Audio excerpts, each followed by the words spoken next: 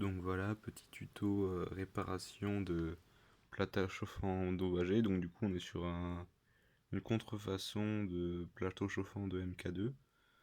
Donc sans faire exprès, j'ai donné un coup de couteau en essayant en tripotant l'extrudeur. Donc du coup ça a rayé ça a coupé les bandes de cuivre chauffantes. Du coup le plateau ne chauffe plus. Donc du coup là j'ai poncé le plateau avec un papier avec le grain 400. Donc il faut vraiment un grain assez fin pour pas endommager le fait que ça soit plat, pour pouvoir après ressouder chaque bande. Donc il faut faire gaffe à bien ressouder bande par bande et qu'il n'y ait pas un contact entre deux bandes, vu que là il y a une première bande, le petit truc là qu'on voit, on peut regarder sur les côtés. Il y a une grosse bande et une petite bande de délimitation. Il ne faut pas que les deux grosses bandes se touchent, car sinon ça va augmenter la puissance du plateau et il y aura une bande qui ne chauffera plus. Donc j'ai poncé afin de faire une petite soudure avec une goutte d'étain et de maintenir le fait que ça soit plat. Donc voilà les deux petites gouttes d'étain.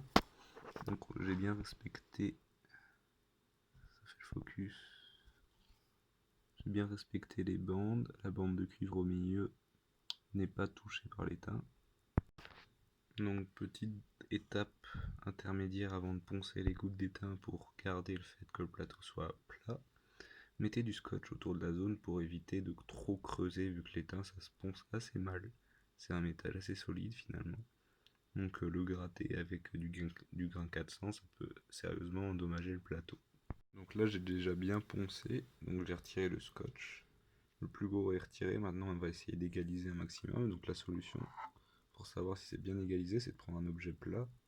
Donc ici un vieux processeur, on le pose dessus. On peut sentir qu'il y a un creux à chaque coin. Donc on va poncer jusqu'à ce que ça ne fasse plus de bruit quand on l'agit. Et donc voilà, après avoir poncé ça au grain 400, c'est plat. Il y a moyen de le vérifier.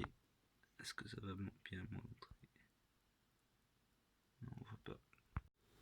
Donc voilà, c'est poncé. Maintenant ça fait presque plus de bruit. Bien évidemment, il y aura toujours une petite couche de matière pour laisser passer l'électricité vu que c'est en surface. Mais c'est assez plat. Et ça permettra de faire des impressions propres. Bon, la partie, il y aura un petit marquage, mais ça sera déjà mieux qu'un plateau chauffant qui ne chauffe pas. Le plateau chauffe, c'est assez propre, mais on peut réitérer l'opération parce que le filament chaud peut faire fondre l'étain qui a permis cette brasure, puisque le point de fusion est de 230 degrés pour l'étain et ce qui sort de la buse peut monter jusqu'à 260 degrés, donc il y a un risque de détérioration de cette réparation.